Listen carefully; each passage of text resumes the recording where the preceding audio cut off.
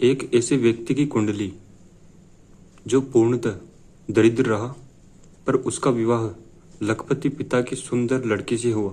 यह किस कारण से हुआ? क्योंकि यहाँ सप्तम भाव पर शुक्र उच्च चुका है और यह धनेय से और भाग्य से, यानी भाग्य और धनेय होने के कारण भाग्य से धन मिला। और यहाँ पर सप्तम भाव पर उच्च का है, मीन राशि पर है, शुक्र मीन राशि पर उच्च का कहलाता है और सप्तम भाव है, और सप्तम भाव होता है पत्नी का। शुक्र जिस जातक की जन्म कुंडली में सप्तम भाव में शुक्र होता है, वह जातक भावुक, कल्पनाशील, सरल हृदय, सुंदर, गौर वर्ण एवं धनवान स्त्री प्राप्त करता है। ऐसा व्यक्ति प्रसन्न चित्त रहता है एवं गुणवान पुत्रों को जन्म देने में समर्थ होता है। अब मैं पाठकों का ध्यान एक ऐसी कुंडली की ओर आकर्षित कर रहा हूँ जिसका जातक गरीब है और अभी तक उम्र भर गरीबी का ही जीवन व्यतीत करता जा रहा है। शिक्षा के क्षेत्र में शून्य है, निर्धन कुल में जन्म लिया और ऊंट पर पानी लाद लाद कर लोगों के घर पहुंचाता और कठिनता से जीवन निर्वाह करता रहा, परंतु भाग्यवश इसका विवाह लखपति पिता की सुंदरतम सुशील कन्या से हुआ तथा कई संतानें हुई। जातक विवाह उपरांत भी पानी भरकर ही निर्वाह कर रहा है। पाठक स्वयं उपर्युक्त कुंडली देखे तो उन्हें आश्चर्य नहीं होगा। पाठक देखेंगे कि लग्नेश बुध, आयेश चंद्र तथा शिक्षा का स्वामी पंचमेश शनि तीनों अष्टम भाव में है। चंद्र, शनि और बुध ये अष्टम भाव पर है। अतः यह स्पष्ट है कि जातक का न तो व्यक्तित्व है, न उच्च कुलीन परिवार, न उसके आय के मजबूत स्रोत हैं और न शिक्षा का कोई हेतु। फलस्वरूप यह स्वाभाविक ही है कि जातक एक अत्यंत साधारण स्तर का पुरुष हुआ जो सर्वथा निरक्षर रहा। परंतु पाठक देखेंगे कि सप्तम भाव में मीन राशि का शुक्र है, ये सप्तम भाव पर मीन राशि का शुक्र है जो कि उच्च का होकर केंद्रस्थ है, जिसने जातक का दाम्पत्य जीवन उच्च स्तर का बनाया।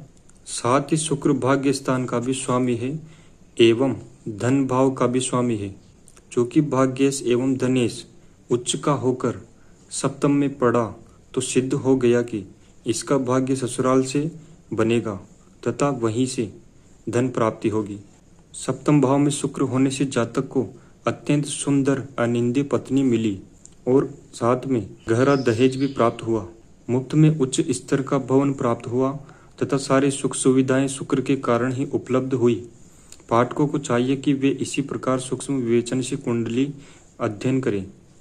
उपर्युक्त जातक का विवाह शुक्र की महादशा में बुध के अंतर में संपन्न हुआ। तो ये कुंडली है, ये सप्तम भाव है कुंडली का। यहाँ लग्न से गिनते हैं 1 2 3 4 5 6 7, ये सप्तम भाव है। ये पत्नी का स्थान है, पत्नी का भाव है। और धनेश और भाग्येश यहाँ शुक्र है, तो यहाँ मीन राशि में शुक्र उच्च का है, यानी कि धनेश और भाग्येश उच्च का है, यानी कि भाग्य से धन मिला और ससुराल से मिला। तो यहाँ पर पत्नी का स्थान उच्च का है। शुक्र की महादशा और बुध की अंतर्दशा में विवाह हुआ, तो बुध लग्ने से और राज्य से। लग्न भाव है स्वयं के व्यक्तित्व का और राज्य स्थान, तो यहाँ पर 8वें भाव पर है और धन भाव पर दृष्टि है। तो शुक्र की महादशा चली और बुध की अंतर्दशा चली, तो उसमें विवाह हुआ। और ये पंचम स्थान है, ये शिक्षा का स्थान है, तो यहाँ पर नीच राशि पर है, एक लिखा हुआ है, यहाँ पर शनि है, तो यहाँ पर नीच राशि का है और अष्टम भाव है और अष्टम भाव में है, यहाँ पर बता रखा है।